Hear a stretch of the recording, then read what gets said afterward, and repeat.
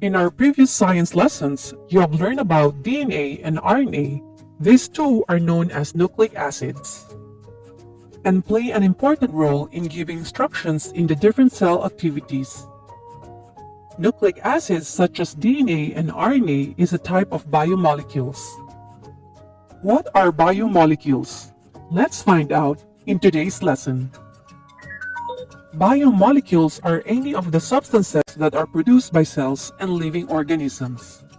There are different types of biomolecules and perform different range of functions. The four major types of biomolecules are carbohydrates, lipids, nucleic acids, and proteins. Let us study each type of biomolecule, starting first with carbohydrates.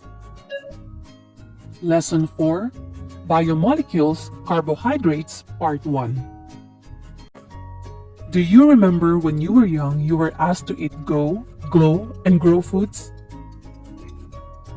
And if you do heavy activities, you eat foods that gives more energy like go foods. Most go foods contain carbohydrates that gives more energy to our body. Carbohydrates are the body's most important and readily available source of energy. They are a necessary part of a healthy diet for both kids and adults. Carbohydrates are probably the most abundant and widespread organic substances in nature, and they are essential constituents of all living things. Substances such as wood, starch, and linen were found to be composed mainly of molecules containing atoms of carbon, hydrogen, and oxygen. That's why it is called carbohydrates. The general chemical formula is C6H12O6. Other organic molecules with similar formulas were found to have a similar ratio of hydrogen to oxygen. The general formula is commonly used to represent many carbohydrates, which means watered carbon. Carbohydrates are macronutrients, meaning they are one of the three main ways the body obtains energy or calories. Other examples of source of carbohydrates are the sugars and fibers found in fruits and vegetables, grains, and milk products. There are three main classifications of carbohydrates. We have monosaccharides. Mono means one, saccharine means sweet. Monosaccharides are simple sugars. The next classification is disaccharides. These are formed when two monosaccharides undergo a dehydration reaction, also known as condensation reaction or dehydration synthesis. During this process, the hydroxyl group of one monosaccharide combines with the hydrogen of another monosaccharide, releasing a molecule of water and forming a covalent bond. A long chain of monosaccharides linked by glycosidic bonds is known as polysaccharides. Poly means many. The chain may be branched or unbranched, and it may contain different types of monosaccharides. Let's get to know more each form of carbohydrates. Monosaccharides or simple sugar. In monosaccharides, the number of carbons usually ranges from 3 to 7. Most monosaccharide names end with the suffix -ous. If the sugar has an aldehyde group, it is known as an aldose. And if it has a ketone group, it is known as ketose. Here are the common examples of monosaccharides. First, we have glucose, an important source of energy. During cellular respiration, energy is released from glucose, and that energy is used to make adenosine triphosphate or ATP. Plants synthesize glucose using carbon dioxide and water, and glucose in turn is used for energy requirements for the plant. Excess glucose is often stored as starch that is catabolized or break down by humans and other animals that feed on plants. Other examples of monosaccharides are galactose, which is found in milk, and fructose, which is found in fruit sugars. Disaccharides are a combination of two monosaccharides. Disaccharides are formed when two monosaccharides undergo a dehydration reaction, or also known as condensation reaction or dehydration synthesis. During this process, the hydroxyl group of one monosaccharide combines with the hydrogen of another monosaccharide, releasing a molecule of water and forming a covalent bond. A covalent bond formed between a carbohydrate molecule and another molecule is known as glycosidic bond. In this example, sucrose is formed when a monomer of glucose and a monomer of fructose are joined in a dehydration reaction to form a glycosidic bond. In the process, a water molecule is lost. Dehydration means removal of water. Here are examples of disaccharides. Lactose, which is a disaccharide consisting of the monomers of glucose and galactose. It is found naturally in milk. Next is maltose or malt sugar. It is a disaccharide formed by a dehydration reaction between two glucose molecules, which is commonly found in grains and cereals. And the most common disaccharide is sucrose or table sugar, which is composed of the monomers of glucose and fructose.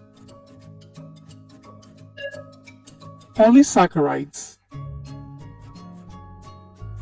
A long chain of monosaccharides linked by glycosidic bonds is known as polysaccharide. Poly means many. The chain may be branched or unbranched, and it may contain different types of monosaccharides. The primary examples of polysaccharides are starch, which is the stored form of sugars in plants and is made up of a mixture of amylose and amylopectin, both polymers of glucose. The starch in the seeds provides food for the embryo as it germinates and can also act as a source of food for humans and animals. Next example is glycogen, which is the storage form of glucose in humans and other vertebrates, and it's made up of monomers of glucose. Glycogen is the animal equivalent of starch and is a highly branched molecule usually stored in liver and muscle cells. Whenever blood glucose level decreases, glycogen is broken down to release glucose in a process known as glycogenolysis. Cellulose is the most abundant natural biopolymer. It is made up of glucose monomers. The cell wall of plants is mostly made of cellulose. This provides structural support to the cell. Wood and paper are mostly cellulosic in nature. Presence of carbohydrates can be detected using some test solutions. But first, let us differentiate between reducing and non-reducing sugars. Sugars that can be oxidized by mild oxidizing agents are called reducing sugars. They have free aldehyde or ketone functional group. All common monosaccharides are reducing sugars. The disaccharides maltose and lactose are reducing sugars.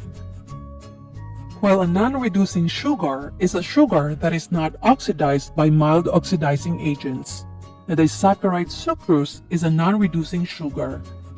Since you now know the difference between reducing and non-reducing sugars, let's study the different common test solutions for the presence of carbohydrates. Here are common oxidizing agents used to test for the presence of reducing sugar. We have Benedict solution.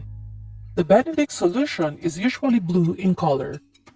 If Benedict solution is added in food samples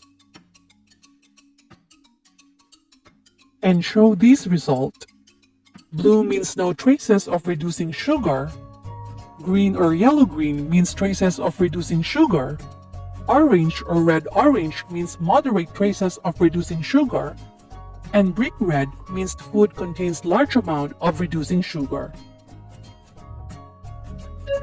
Another test for the presence of reducing sugar is Fehling solution. The Fehling solution is usually blue in color. Let's say you have food samples and place Fehling solution. If there is no red precipitate or still blue, means no reducing sugar. And if there is reddish-brown precipitate, means there is presence of reducing sugar. For the iodine test, the iodine test is used for the presence of starch, which is a polysaccharide. The iodine solution is usually yellowish in color. If drops of iodine is placed in food samples such as slice of potatoes and table sugar, a change in color in foods such in the potatoes turn to black or dark colors means it is positive and the food sample contains starch. If no change at all, then it is negative and no starch, just like the sample table sugar. Aside from carbohydrates as a good source of energy for us, the carbohydrates serve many functions in different animals. Arthropods such as insects and crustaceans have an outer skeleton called the exoskeleton, which protects their internal body parts. This exoskeleton is made of polysaccharide containing nitrogen called chitin.